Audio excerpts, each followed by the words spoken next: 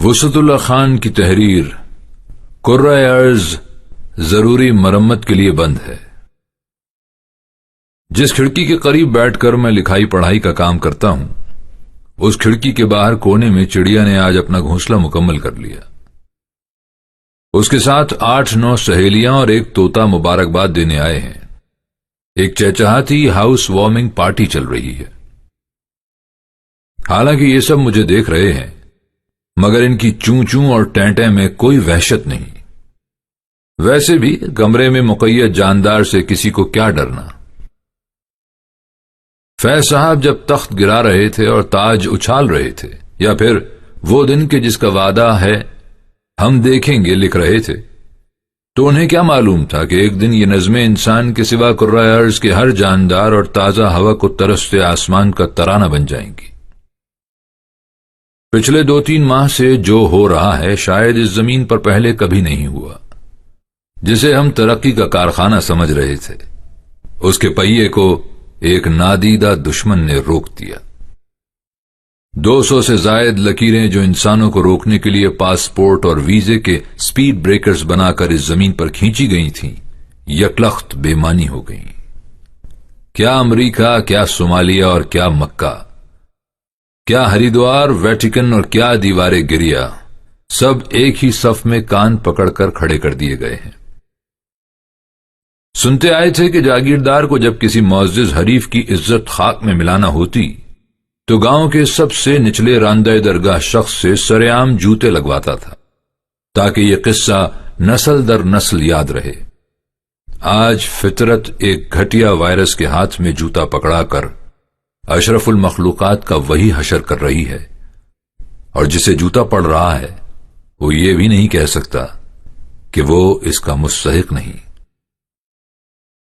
سنا ہے اب تک عالمی اسٹاک مارکیٹ میں 2.5 سے 3 ٹریلین ڈالر پانی ہو گئے۔ جانے ان 3 ٹریلین ڈالرز میں سے کتنی رقم ایمانداری سے کمائی گئی ہوگی، اور کتنا پیسہ کتنے لوگوں کا خون چوس کر، کتنے کروڑ درخت کاٹ کر، کتنے لاکھ ایکڑ زمین ریپ کر کے، کتنے بچوں کا دودھ اور نوالا چھین کر، کتنی ذخیرہ اندوزی اور ملاوٹ کر کے، کتنا سود وصول کر کے اور کتنی محنت سے کرپشن کر کے جمع کیا گیا ہوگا۔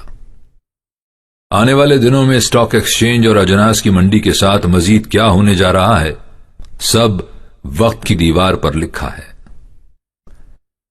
جس دنیا کے آدھے وسائل اور دولت 100 انسانوں یا ان کی کمپنیوں کے قبضے میں ہوں، ایسی جنت شداد کیسے کسی دیدہ و نادیدہ دشمن کے سامنے سیسا پلائی دیوار بن سکتی ہے؟ ایک ایک انچ زمین کے لیے لاشیں بچھا دینے والے، ایک دوسرے سے خوفزدہ ہو کر اسلحے کے انبار لگانے والے، اور ہر ہاتھ میں بندوق پکڑا دینے کے خواہش مند، ایک دوسرے کی منڈیاں اغوا کرنے والے منصوبہ ساز، اپنے عقیدے اور اقدار کو دوسرے پر تھوپنے اور انکار کی صورت میں بستیاں تاراج کر دینے والے، جنگلی حیاتیات کو بے گھر کرنے والے، ترقی و خوشحالی کے سراب کے اسیر ہو کر فطری بقا کے بنیادی اصولوں کی دھجیاں اڑانے والے، اور اپنے طبقاتی، مذہبی، ثقافتی تحفظ کے دھوکے میں دیواریں بلند تر کر کے ان کے پیچھے چھپنے والے، اور اپنے سمیت ہر مخلوق کو ادنا و برتر میں بانٹنے والے۔ آج ان سب کے مکھیا کہہ رہے ہیں کہ اگر 2-2.5 کروڑ لوگوں کی قربانی لے کر بھی یہ وائرس ٹل جائے تو خدا کا شکر ادا کرتے ہوئے سمجھنا کہ سودا برا نہیں۔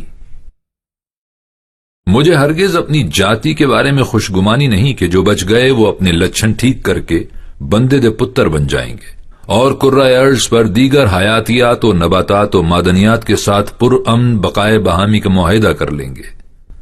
میری جاتی اس وقت جتنی مظلوم ٹپائی دے رہی ہے، دراصل اس سے کہیں زیادہ ظالم ہے۔ فی الحال تو میں اپنی کھڑکی کے باہر آدمی کے خوف سے آزاد گھونسلہ بنانے والی چڑیا اور اس کی اچھلتی پھدکتی ہمجولیوں کی چہچہاتی خوشیوں میں مگن ہوں، اور اس کھڑکی بھر آسمان کو جی بھر کے دیکھ رہا ہوں جو جانے کب سے خالص نیلا دکھنے کے لیے ترس رہا تھا۔ کرۂ ارض اس وقت ضروری مرمت کے لیے بند ہے۔ میرے مقید ہوئے بغیر یہ بھلا کہاں ممکن تھا؟